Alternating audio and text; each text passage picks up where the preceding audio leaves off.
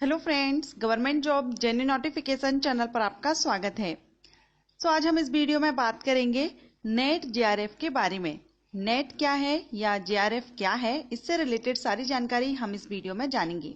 हम डिस्कस करेंगे what is net या जेआरएफ, एलिजिबिलिटी क्राइटेरिया, इसके लिए एलिजिबिलिटी क्या रहती है, एज लिमिट क्या है, एग्जाम फीस क्या रहती है कैटेगरीज वाइज, एग्जाम पैटर्न क्या रहेगा, सिलेबस क्या रहेगा एंड क्वालिफाइंग मार्क्स क्या रहते हैं, ये भी कैटेगरीज वाइज मैं आपको इस वीडियो में एक्सप्लेन करूंगी। तो अगर आप नेट या जेआरएफ के बारे में जानना चाहते हैं, वीडियो को एंड तक पूरा देखिएगा। वीडियो स्टार्ट करने से पहले अगर आप चैनल पर फर्स्ट टाइम विजिट कर रहे हैं, चैनल को सब्सक्राइब कर लीजिएगा और बेल आइकन को भी प्रेस कीजिएगा। बेल आइकन को प्रेस करने से आपको नोटिफिकेशन टाइम से मिल सकेगा जब भी मैं कोई न्यू वीडियो अपलोड करूंगी।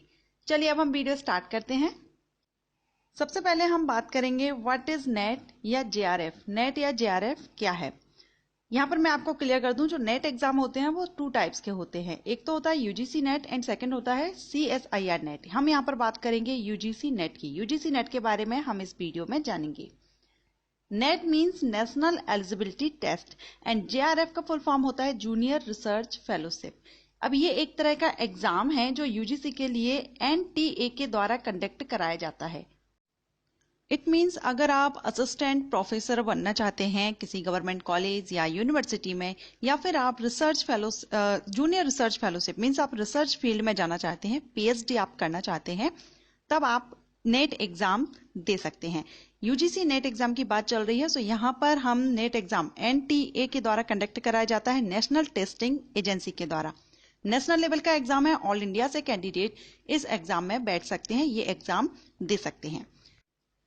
अब हम बात करेंगे एलिजिबिलिटी की। एलिजिबिलिटी क्राइटेरिया क्या रहता है, तो अगर हम क्वालिफिकेशन की बात करें तो यूजीसी नेट के लिए आपका जो क्वालिफिकेशन है वो पोस्ट ग्रेजुएशन होना चाहिए मिनिमम 55% मार्क्स के साथ।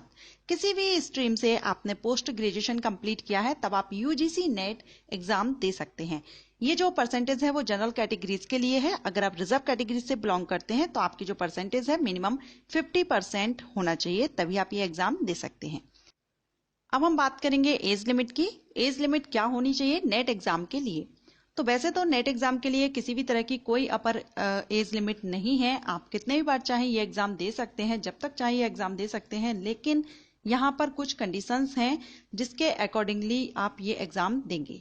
जैसे कि अगर आप जेआरएफ के लिए करते हैं तो यहाँ पर जेआरएफ के लिए एज लिमिट रखी गई है 30 इयर्स फॉर जनरल कैटेगरीज के लिए, 33 इयर्स फॉर ओबीसी कैंडिडेट के लिए and 35 years for SC ST candidate के लिए।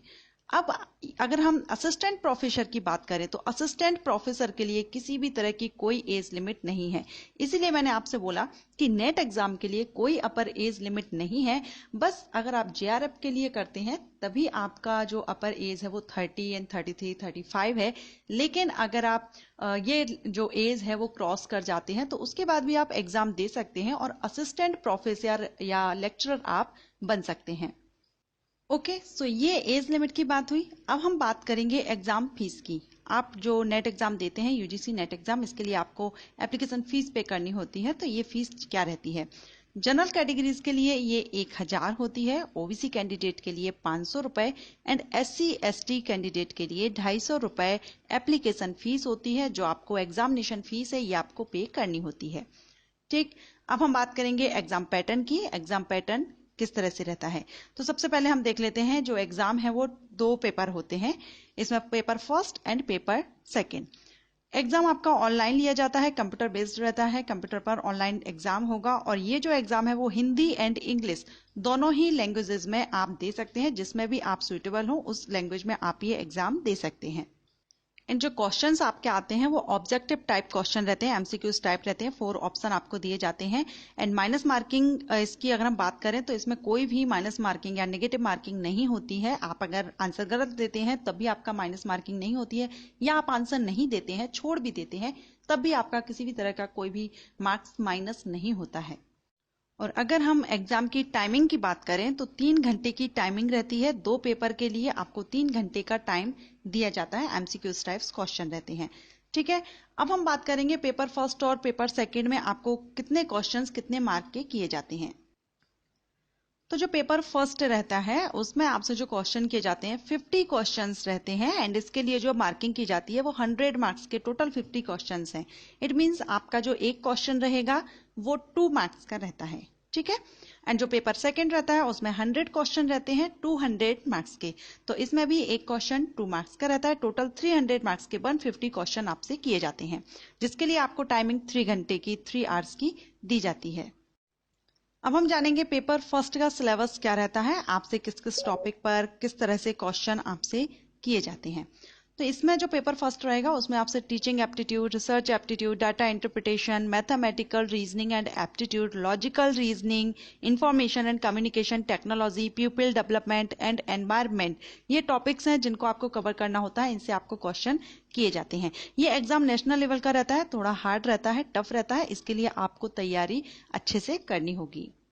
वहीं अगर हम पेपर सेकंड की बात करें, पेपर सेकंड में आपका जो सिलेबस है वो क्या रहेगा, किस तरह के क्वेश्चंस रहेंगे, तो इसमें बहुत सारे सब्जेक्ट्स रहते हैं। आपने जिस भी सब्जेक्ट को चूज किया है उससे रिलेटेड क्वेश्चन आपसे किए जाते हैं, जिसके 100 क्वेश्चन, ज्यादा क्वेश्चन आपका जो भी सब्जेक्ट है उसी से ही किए जाते हैं।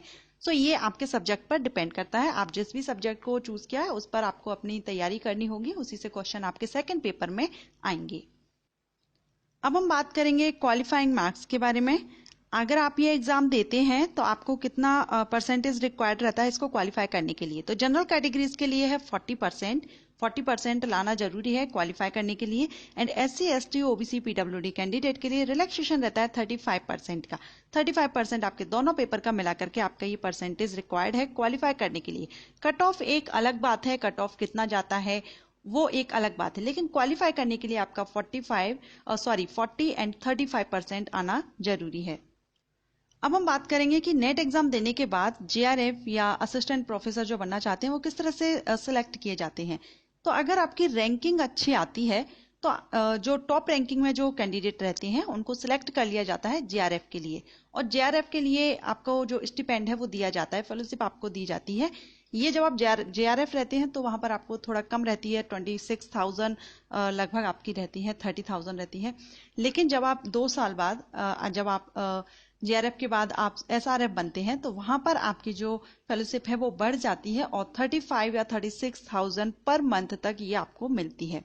सो ये एक अच्छा एक ऑप्शन है आपके लिए। आपको यहाँ पर एक तरह से स्कॉलरशिप मिलती है, आपको अपनी आगे रिसर्च फील्ड में आप जाना चाहते हैं तो वहां पर आप अपनी स्टडी कंटिन्यू रखते हैं, रिसर्च करते हैं, तो वहां उसके लिए आपको यहाँ पर स्कॉलरशिप गवर्नमेंट की तरफ से दी जाती है।